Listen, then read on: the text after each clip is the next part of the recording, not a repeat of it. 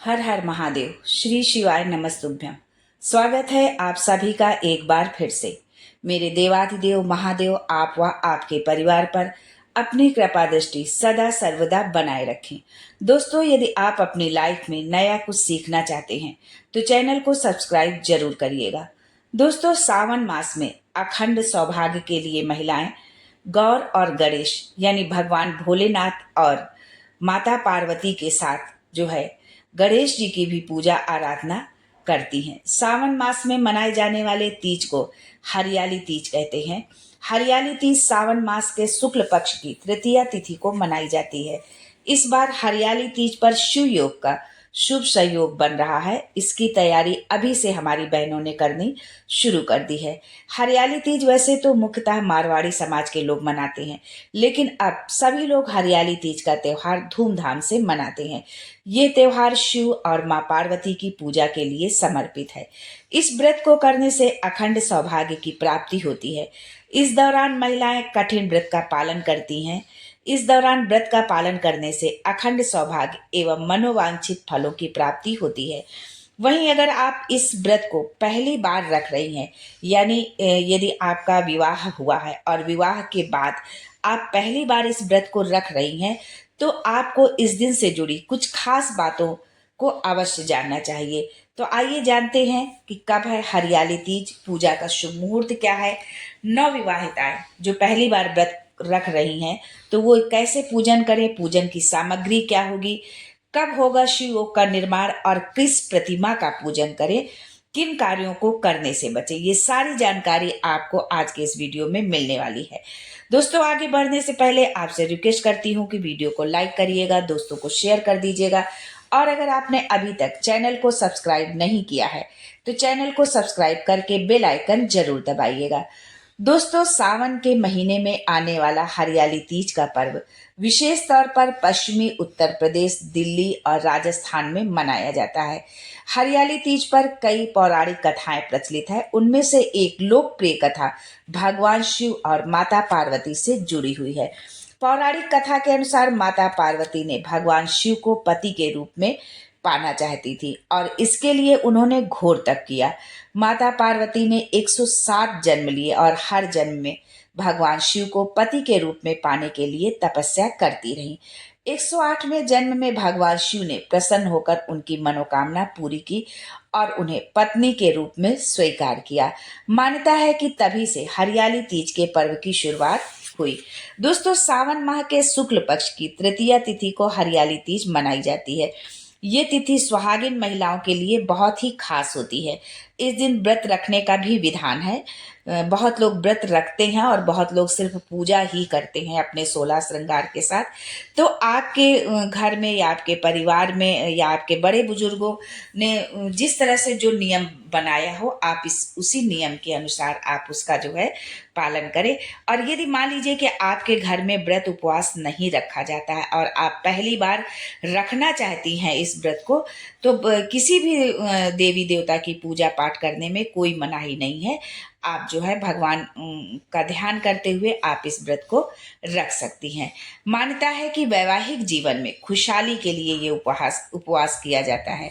इस साल हरियाली तीज का व्रत 7 अगस्त 2024 को रखा जा रहा है। इस तिथि की शुरुआत 6 अगस्त 2024 शाम 7:42 पर हो रही है। इसका समापन 7 अगस्त 2024 को रात 10 बजे होगा। इस दौरान ऋग योग, शिव योग और रवि योग का भी निर्माण हो रहा है।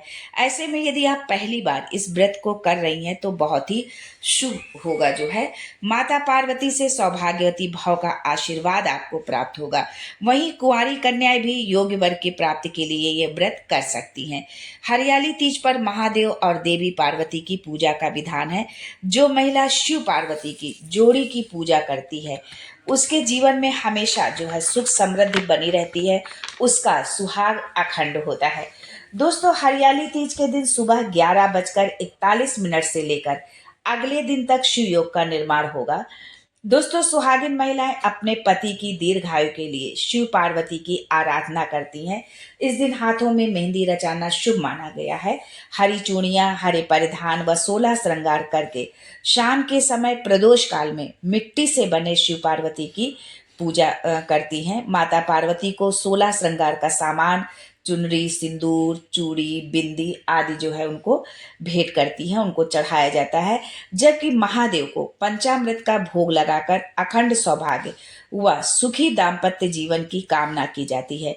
एक दिन पूर्व 6 अगस्त को नवविवाहिता सिंधारा पर्व मनाती हैं, जिसमें सास अपनी नई नवेली बहुओं को सुहाग का सामान देती है।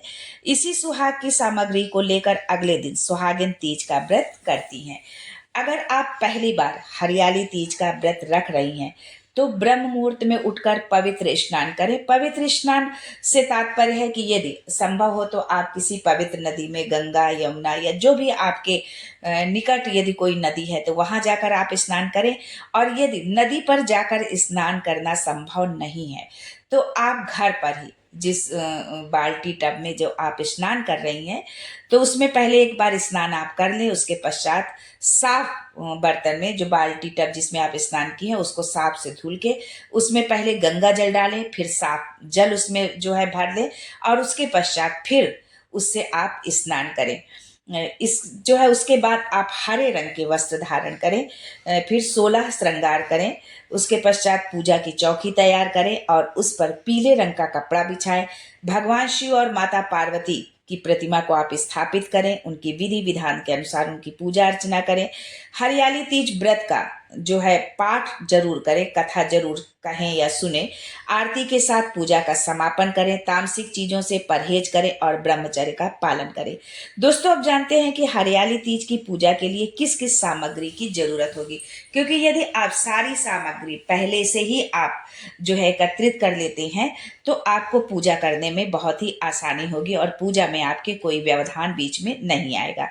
हरियाली तीज की पूजन सामग्री में जो है वेदी, पीला वस्त्र, केले के पत्ते, कच्चा सूत, नए वस्त्र, बेलपत्र, धतूरा, भांग, शमी पत्र, जनेऊ, सुपारी, कलश, अक्षत, दूर्वा, तेल, घी, कपूर, अबीर, गुलाल, श्रीफल, चंदन, गाय का दूध, गंगा जल, दही, चीनी, शहद, पंचामृत, माता पार्वती को अर्पित करने के लिए हरी चूड़ी, हरी साड़ी, 16 श्रृंगार का सामान, सुहाग के सामान में सिंदूर, बिंदी, चूड़ियां, महावर, कुमकुम, कंघी, बिछिया, मेहंदी, इत्र आदि अवश्य होना चाहिए। सामग्री तो बहुत सारी होती है और दान देने की कोई सीमा भी नहीं होती है, लेकिन जो भी आपके सामर्थ्य में हो वो आप जो है माता पार्वती को जरूर अर्पित करें और दान भी अवश्य करें। जो महिलाएं माता पार्वती को 16 श्रृंगार की सामग्री अर्पित करती हैं उनसे माता पार्वती अति प्रसन्न होती हैं और साधक को जो है अखंड सौभाग्य का वरदान देती हैं। हरियाली तीज के दिन व्रत करने वाले जातक को अपने मन में नकारात्मक विचार नहीं लाने चाहिए। इस दिन वाद विवाद से दूर रहें, किसी से भी लड़ाई झगड़ा आप बिल्कुल ना करें और ना ही बड़े बुजुर्गों का आप अपमान करें, वरना साधक व्रत के पूर्ण फल से वंचित रह जाता है। आज के लिए बस इतना ही दोस्तों, मिलते हैं अगले वीडियो में एक नई जानकारी के साथ। तब तक के लिए हर हर Mahadev and thanks for watching my video.